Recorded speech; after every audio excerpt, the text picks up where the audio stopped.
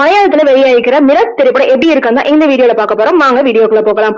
மலையாள திரையுலகில் suspense thriller படங்கள்ல காட்ஃபாதரா விளங்கும் ஜீத்து ஜோசப் இயக்கத்துல வெளிவந்திருக்கிற மிராஜ் மீண்டும் ஜித்துவ சஸ்பென்ஸ் த்ரில்லர் கதையின் கிங்காக மாத்திருக்குன்னு தான் சொல்லணும். படத்தின் ஆரம்பத்திலேயே கிரண் என்பவர் தன் கம்பெனியோட டேட்டாவை திருடிட்டு ட்ரெயின்ல தப்பிக்கிறாரு. அவர் தப்பிக்கும் போது அந்த ட்ரெயின்ல விபத்துல அவர் இறந்து போறாரு.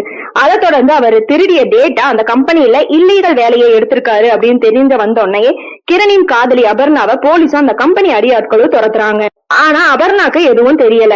அதே நேரத்துல ஹீரோ ஆசிஃப் அலி ஒரு யூடியூப் வச்சு இது போன்ற விஷயங்களை தேடி அலைஞ்சு மக்கள் முன்பு கொண்டு வர்றதா அவரோட வேலையா இருக்கு.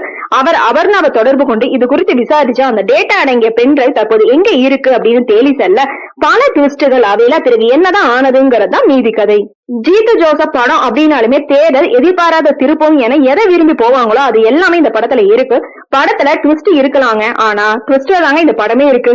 கிரண் இறந்துட்டாரு. அவர் மறைச்சு வைத்துள்ள பென்ட்ரைவை தேடி செல்லும் அபர்ணா, அவருக்கு உதவியாக வரும் நாயகன் ஆசிஃப் அலி, இப்படியாக தொடங்கும் படத்துல முதல் ட்விஸ்ட் கிரண் கிட்ட இருந்து ஆரம்பிக்குது. அதுல இருந்து அடுத்த ட்விஸ்ட் அபர்ணா தோழி. இது என்னடா புது ட்விஸ்ட் அப்படின்னு உட்காந்தா அபர்ணா கிட்டேயே இன்னொரு ட்விஸ்ட் வருது. இதெல்லாம் ஆசிஃப் அலி பிரமிப்பா பாத்துட்டு இருக்காரு. அப்ப நாம தான் ஒண்ணும் தெரியாம இருக்கிறோமா அப்படின்னு ஆடியன்ஸ் போலதான் அவரோட மனநிலையே இருக்கு. ஒரு பக்கம் போலீஸ், இன்னொரு பக்கம் அடியாட்கள் அந்த பென்ட்ரைவுக்காக அபர்ணாவை துரத்த அவரோட பரிதவிப்பை பார்க்கும்போது நமக்கும் பரிதவிப்பாதான் இருக்கு. சிறப்பா நடிச்சிருக்காங்கன்னே சொல்லலாம். படம் தமிழகத்தில் நடக்கிறனால பெரும்பாலான காட்சிகள் தமிழ்ல பேசியிருக்காங்க. அதனால தமிழ் ஆடியன்ஸும் தியேட்டர்ல போய் பார்க்கலாம்.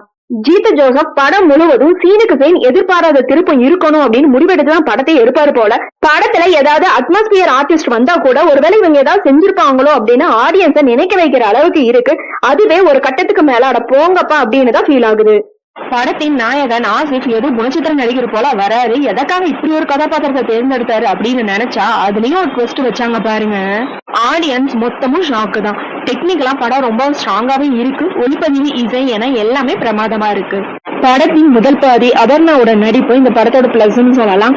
காட்சிக்கு காட்சி ட்விஸ்ட்னு சுவாரஸ்யம்னாலுமே அதுவே ஒரு கட்டத்துக்கு மேல போதும்பா அப்படிங்கிற சொல்ற நிலைக்கு கொண்டு வரது இந்த படத்தோட மைனஸ்ன்னு சொல்லலாம். ஆக மொத்தத்துல மிராஜ் காட்சிக்கு காட்சி ட்விஸ்ட்ங்கிறதெல்லாம் ஓகே தான். என்னதான் ஸ்வீட்டுனாலுமே ஒரு அளவுக்கு தான் சாப்பிட முடியும் இல்லைங்களா? ஓகே ஃப்ரெண்ட்ஸ், நெக்ஸ்ட் வீடியோல பார்க்கலாம். இந்த வீடியோ உங்களுக்கு பிடிச்சிருந்துச்சுன்னா லைக், ஷேர், சப்ஸ்கிரைப் பண்ணுங்க. தேங்க்யூ.